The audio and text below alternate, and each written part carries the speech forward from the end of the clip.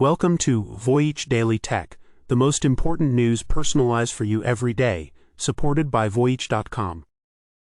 After listening to today's news, you'll know, first, Qualcomm challenges Nvidia's data center monopoly with new AI inference chips, securing a major sovereign AI deal in Saudi Arabia.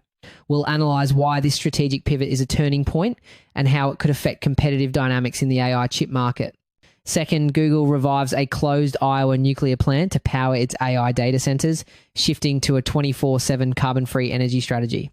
So we'll discuss why big tech is becoming an anchor tenant for energy projects and what it means for the US power grid. Third, PayPal's stock soars 14% after integrating its wallet into ChatGPT, creating a new agentic commerce paradigm for 700 million users. In this episode, we'll break down this critical development and what it signals for the future of e-commerce ecosystems and consumer privacy. Fourth, $10 billion valuation for Mercor after rival Scale AI's Meta deal backfires, creating a power vacuum in the AI training market. This discussion will reveal how this connects to the critical trend of supplier neutrality and what it means for the human feedback supply chain. Fifth, Chegg stock collapses 99% due to AI disruption. The company now sues Google and brings back its boomerang CEO to survive. We'll examine how this legal battle may impact search engine content aggregation and how companies pivot when AI erodes their core business model. The most unexpected news in the tech world today has to be this. A company announced a new product and its stock immediately jumped 11%. The reason is they're taking direct aim at Nvidia, the undisputed king of AI. Qualcomm, a giant known for making chips for your smartphone, just declared war on the data center market. This is a massive strategic shift, moving from mobile devices into the world of massive AI-focused server farms, a market that Nvidia has controlled with over 90% share. The prize they're fighting for is staggering. Experts estimate nearly $6.7 trillion will be spent on data centers by 2030, with most of it going toward AI systems. Qualcomm's plan is to release new chips, the AI 200 and AI 250, designed specifically for AI inference, which is the process of running AI models. First systems are slated to land in 2026, with a follow-on in 2027. As we've discussed before, there are two main parts to AI, training and inference. Training is like teaching the AI, showing it billions of pieces of data. It's incredibly power hungry and it's the market Nvidia totally dominates. But inference is when you use that trained AI to get a result, like asking a chatbot a question or generating an image. Qualcomm is making a calculated bet that the long-term massive market isn't in creating the models, but in deploying them everywhere for billions of users. They're essentially seeding the training battle to try and win the inference war. Now, what's fascinating about their strategy is that the technology inside these new chips is fundamentally different. Nvidia uses GPS, or graphics processing units, which are like a powerful, flexible Swiss Army knife that can do many things well. But Qualcomm is scaling up its NPU, or neural processing unit, which it perfected for power efficiency in smartphones. Think of an NPU as a highly specialized tool designed for one job, AI inference, and to do it using far less energy. A while back, we said the real game is who controls the megawatts. This is Qualcomm trying to turn those megawatts into more inferences per watt. They're matching competitors by offering full liquid-cooled server racks that allow dozens of chips to act as a single powerful computer. Continuing our last discussion about sovereigns industrializing inference, the situation this time is somewhat different. Qualcomm isn't just making cards, it's showing up with rack-scale systems to plug straight into those build-outs. But Qualcomm isn't just showing up, it's coming out swinging with specific advantages. The company claims its systems will have a lower cost of ownership and better power consumption. More importantly, its AI cards will support 768 gigabytes of memory, a figure higher than current offerings from both Nvidia and AMD. This isn't just a plan on paper. A while back, we talked about Saudi Arabia teaming up with Grok to build what they called the world's largest inferencing data center, a core piece of its Vision 2030 pivot from exporting energy to exporting computation. The latest development is Qualcomm locking in a deal to supply AI inferencing chips to Saudi Arabia's Humane for its regional data centers, slotting right into that same inference-first strategy. And that Saudi deal is more than just a big sale. It's a crucial sign of a massive global trend called sovereign AI. As we noted before, nations are racing to control their own AI capacity. backed by huge checkbooks. Saudi's public funds have been lining up capital at sovereign scale, and by the logic that you move data to cheap energy, not the other way around. Qualcomm is positioning itself as the perfect hardware partner for these countries, offering them a powerful alternative to build out their own AI ecosystems. And remember, the CEO of Humane has already said they want to be the third largest AI provider in the world. This is the kind of supplier relationship that makes that ambition tangible. A Qualcomm general manager stated that after proving their technology in other areas, it was pretty easy for them to scale up to the data center level. With a major customer already committed and a clear technical edge, the fight for the future of AI just got a serious new contender. All these new powerful chips from companies like Qualcomm require one thing above all else: a staggering amount of electricity. That brings us to our next story, where Google is taking an extreme step to secure power for its own insatiable AI appetite. A nuclear power plant in Iowa, shut down just 4 years ago, is being brought back from the dead. The plant, the Duane Arnold Energy Center, was closed in 2020. The backstory here is crucial. Its closure wasn't just about high operating costs. Research shows it was accelerated by significant damage from a massive derecho storm that year. Now, with a guaranteed buyer like Google, the economics have completely flipped. Pending regulatory approval, the 615 megawatt facility is slated to restart by early 2029, delivering power to Google's Iowa operations, with surplus electricity sold to a local cooperative. It's more financially viable for the utility to restart this existing facility than to build a brand new one from scratch. Now, it's being resurrected specifically to provide 24/7 carbon-free power for Google's growing cloud and AI infrastructure. And let's be very clear about what 24/7 carbon-free means, because the distinction is critical. This isn't the same as net zero, which allows companies to buy carbon offsets. No, 24/7 carbon-free means matching every single hour of electricity consumption with clean energy produced in that same hour on the same grid. It's a much higher standard to meet. A while back, we talked about why big tech is chasing this kind of baseload power, because solar and wind are intermittent and AI never sleeps. This is Google's way of locking that in. This isn't an isolated incident. It's a sign of a massive power struggle unfolding across the country, US. Electricity consumption hit a record high in 2024, largely driven by AI data centers. As we discussed a while back, Microsoft just signed a deal tied to 3 Mile Island. Oracle is designing a data center powered by 3 small nuclear reactors. And we've been tracking Google and Amazon's bets on small modular reactors. Today's move is different. It's a legacy plant revival, not a pilot. What we're seeing here is a fundamental shift. These tech companies are becoming anchor tenants. Their massive long-term contracts are underwriting the entire existence of these multi-billion-dollar energy projects. The key takeaway is that big tech is now directly shaping our national energy infrastructure. As we warned a while back, this rush risks creating a private, parallel energy grid where the best power gets carved out for a few corporations, leaving everyone else on aging infrastructure. However, if you zoom out, you'll see another layer of strategy at play. While Google frames this as a clean power move, they also quietly removed their net zero by 2030 commitment from their website. This pivot makes a lot more sense when you realize Google probably figured out that simply buying carbon offsets wasn't going to be enough to power the AI revolution cleanly. They are shifting to a much more difficult but more direct strategy of securing constant, real-time clean energy. This nuclear deal is the first major example of that new strategy in action. This all points to one unavoidable conclusion. The AI arms race is creating an energy demand so colossal that it is forcing drastic moves. And here's one more critical piece of the puzzle that almost no one is talking about. The people. Reviving a nuclear plant isn't just about money. Actually, the US nuclear workforce is aging rapidly, with reports showing a huge percentage nearing retirement. Experts project a massive shortage of skilled engineers needed to run these facilities.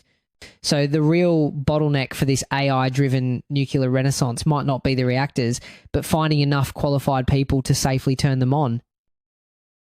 We were just talking about the massive physical infrastructure the power plants needed to run AI. Now, let's shift our focus to the software ecosystem and how AI is changing the way we interact with businesses, starting with how we pay for things. A major digital payment giant just struck a deal with the world's hottest AI platform, sending its stocks soaring. PayPal is officially integrating its wallet directly into ChatGPT.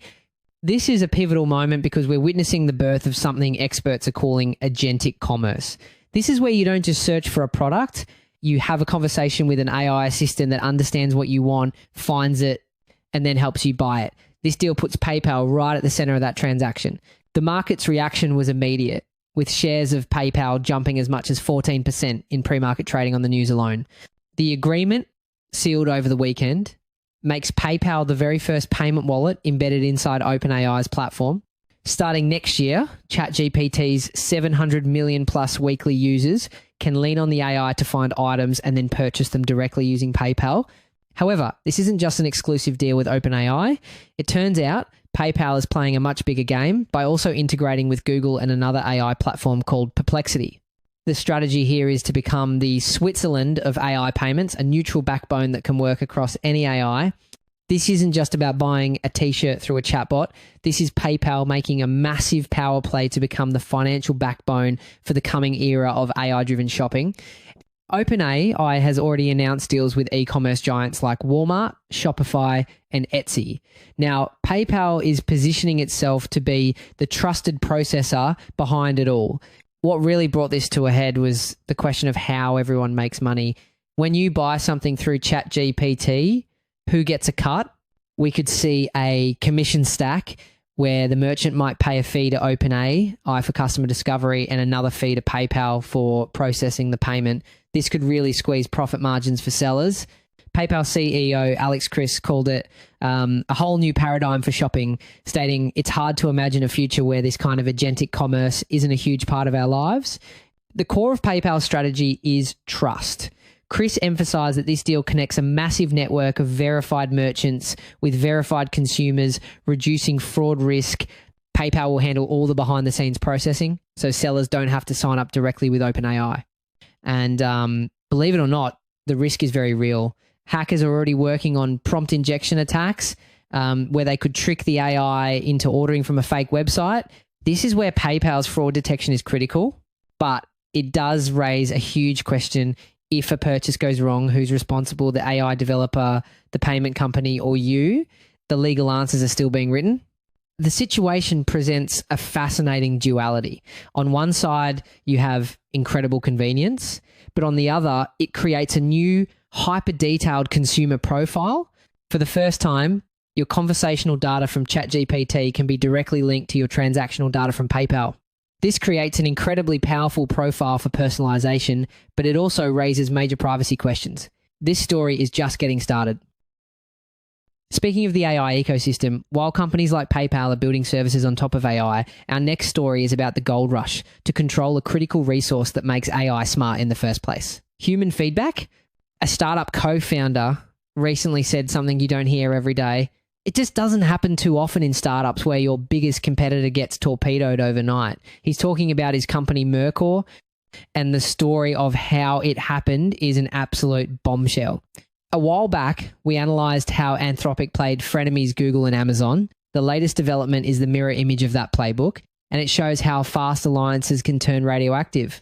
The chaos started when Mercor's chief rival, Scale AI, accepted a massive investment from Meta, which took a 49% stake. That move backfired almost immediately. We previously walked through Meta's capital-light push to secure its AI future. This time, Meta tried buying into a key supplier. To understand why this was a fatal flaw for Scale AI, you need to grasp a concept called supply neutrality. If you're Google, you can't have your critical AI training data handled by a company that's almost half owned by your biggest competitor, Meta. It creates a massive conflict of interest and a fear of vendor lock-in. The moment Scale AI took that money, its neutrality vanished. This created a colossal power vacuum in the critical market for training artificial intelligence, and Mercor just filled it, not with more chips, but with people. The company just announced a new valuation of $10 billion. To put that in perspective, that is a 5-fold increase in value since just February. Now, a $10 billion valuation might sound wild, but here's where it gets interesting. The AI market is running on a whole different set of rules. Research shows that the average AI startup commands a revenue multiple of over 40 times. Investors are betting on explosive future growth. And with Mercor hitting an annualized revenue of over $75 million, they see a company that just stepped into a market with almost unlimited demand.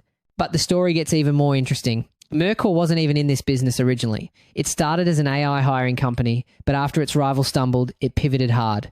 This is about owning the scarce resource that suddenly mattered most: trusted, neutral, human feedback at scale. This is a perfect example of the accidental infrastructure playbook. Companies are realizing they've unintentionally built massive, specialized human networks that are pure gold for training AI. We previously highlighted how financiers and data centers became the new picks and shovels of the AI rush. Today's wrinkle is that labor networks are emerging as picks and shovels too. Today, Mercor manages an army of over 30,000 contractors, paying them a collective $1.5 million every single day to teach AI models how to think more like humans through a process called reinforcement learning from human feedback, or RLHF. It's the birth of a brand new, high-skilled gig economy. Think of it as human compute. This decision, however, brings both benefits and comes with inherent risks. By using a curated network of experts to teach AI, are we simply replacing the broad biases of the open internet with the more concentrated and potentially elitist biases of a specific professional class? We could be codifying one group's worldview as the ground truth for AI, which has massive ethical implications. Meta's move was meant to secure its own AI supply chain, but in a stunning turn of events, it inadvertently torpedoed its own partner and crowned a new king in the AI gold rush. In an arms race defined by who controls chips, capital, and now the human feedback supply chain, that single bet reshaped the map. We just saw how Mercor turned a rival's misstep into a massive opportunity in the AI gold rush. But AI isn't creating only winners. For every success story, there's a cautionary tale, and our final story tonight is a dramatic one. Imagine a company once worth nearly $15 billion seeing its stock lose 99% of its value, falling from over $113 a share to recently trading for less than $1. The company is the online education platform Chegg, and it's now in a fight for its very survival, pointing the finger at two of the biggest forces in tech, artificial intelligence and Google. The backstory is that Chegg's nearly $15 billion valuation was built on what you could call the answer economy. They sold verified answers for homework and tests. But now, AI provides good enough answers for free, completely eroding Chegg's business model. The question now is whether any business built on selling proprietary information can survive. Chegg claims generative AI tools like ChatGPT are gutting its business. The conflict has escalated to the point where Chegg is now suing Google. The implications of this lawsuit are huge. Chegg argues that Google's AI overviews are using Chegg's own proprietary content to provide direct answers in search results, meaning users never have to click through to Chegg's site. If Chegg succeeds, it could set a huge precedent, forcing search engines to pay for the content they use in AI summaries and opening the door for thousands of other websites to demand the same. The fallout is staggering. The company just announced it is slashing 45% of its workforce, right after a previous layoff of 22%. So what does this tell us? It provides a concrete look at the skill shift AI is forcing on companies. Research shows that while Chegg is cutting roles like human subject matter experts, it's simultaneously investing in its own AI initiatives, trying to build a new business model on the ashes of the old one. This is where the situation takes a more complex turn. In a stunning reversal, the company announced that Dan Rosensweig is returning as CEO effective immediately. This is the same CEO who had just stepped down in April. It's a high-stakes move known as the Boomerang CEO Gambit. The thinking is that Rosenzweig, who previously led Chegg's successful digital transition, has the wartime experience needed to navigate this AI-driven restructuring. The numbers paint a brutal picture. Chegg's market cap has plummeted from a peak of $14.7 billion down to just $156 million, and it recently received a delisting warning from the New York Stock Exchange. And if you think that means the company's looking for a buyer, you're wrong. After considering multiple proposals, Chegg just announced it is ending its strategic review process to remain an independent public company. What's remarkable here is that it signals a cannibalization pivot. Instead of selling, Chegg is doubling down on a plan to embrace the very technology that is destroying its core business. Unlike Kodak or Blockbuster, who failed to adapt, Chegg is proactively investing in its own AI tools. It's a bold, risky strategy to avoid becoming another cautionary tale. That's it for today on Voyage Daily Tech. Follow, share, and stay tuned for daily updates coming your way tomorrow.